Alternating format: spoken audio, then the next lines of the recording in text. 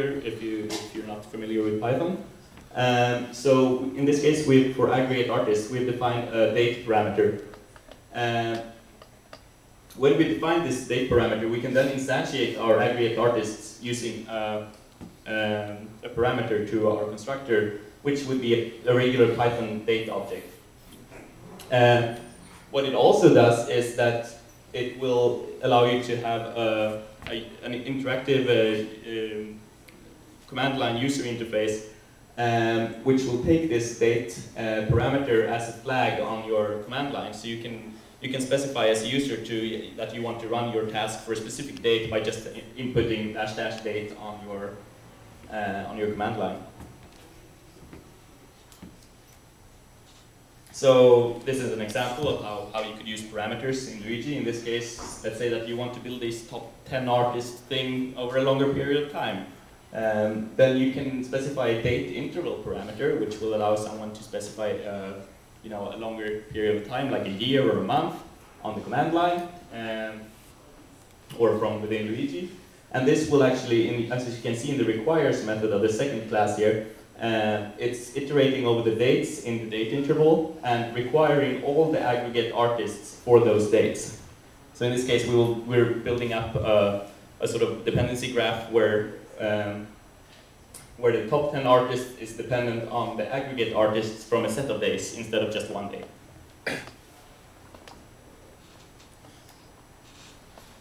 Finally, there is some simple synchronization methods built into Luigi. This is because you could have several different data pipelines written by different people within, like for example within Spotify, we are writing data pipelines within many different teams. And those might be dependent on the same sort of base sources. So let's say that aggregate artist is actually being used for more than top lists. In that case, who is to determine which machine is supposed to build aggregate artists? Because in the worst case, you might have several people scheduling this at the same time, and then many people are writing aggregate artists at the same time, which is a waste of resources. So to solve this, we are also using this lightweight daemon that we use for visualization. It's actually used to keep track of the entire dependency graph of all jobs being run right now. And before Luigi actually executes anything, it will ask this centralized scheduler to see which task it should run. And if a task is currently being run by another node, that will never be run like on another node simultaneously. So there's a simple locking mechanism in place in Luigi to make sure that one task is only run by one worker at one time. That's it. Luigi is actually is open sourced since I think half a year ago or something. It's up on GitHub. You can check it out at github.com/Spotify/Luigi. It was originally developed at Spotify for our data processing needs, but we've seen a lot of new contributions recently by Foursquare and Bitly, which have also started to use it, and the interest is just growing. So thank you very much.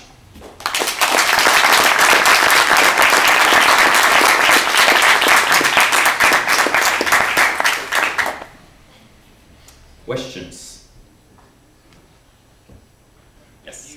Have you compared it to, performance-wise, to just Python streaming tasks in general? Is there an overhead associated with this? So the question is if there is an overhead, if we have compared the performance of this versus Python streaming task, and I assume you mean Python streaming in Hadoop? Yes. So I don't think we've actually done any like formal comparisons, but there shouldn't be much overhead. It is just Python streaming, and the framework itself, the Luigi framework, will mostly do the scheduling part. The actual data processing part is very lightweight and shouldn't take up much resources more than just writing any regular Python streaming thing. You can actually schedule. You can also actually schedule like Java MapReduce things. There are base tasks for specifying jars that you want, arbitrary jars that you want to run, and it would be super simple to do, like specify that you want to run some standalone Python script as for Python streaming or any other scripting language by just jumping out through a subprocess call. So, any other questions? Yes. So the synchronization, is it written in, how do you do the locking mechanism? Do you do it via Cassandra or do some other thing? Okay, so the question is how the locking mechanism works in Luigi. So it's currently very simple since it's at most a few thousand tasks running concurrently currently in the use case that we have. The locking mechanism is very simple. It's the centralized scheduler is running in a single thread, and it has just an in-memory hash table which keeps track of which tasks are running. So the locking mechanism is super simple. Any other questions? Yes? What about recovery? So if a job in a workflow fails, is there a mechanism for you to rerun that job or recover in any way? So the question is if there is a method for recovering if a task within your job flow fails. And well, it depends on of course how your job fails.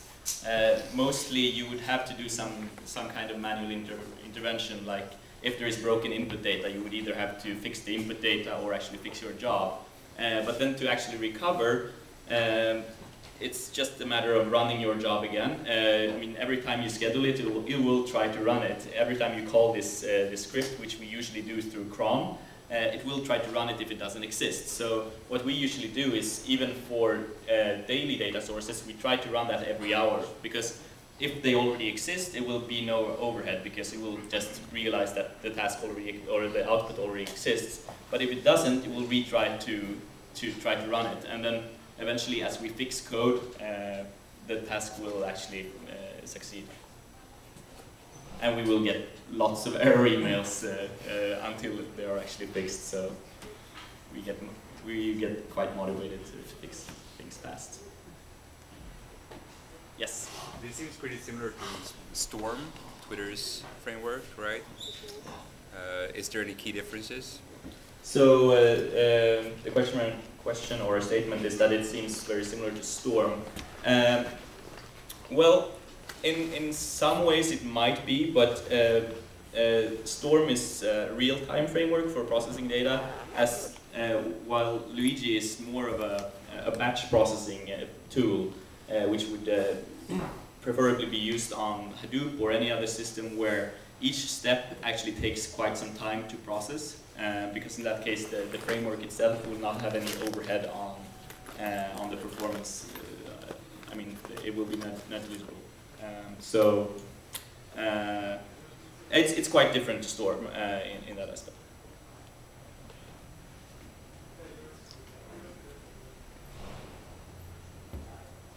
Any other questions?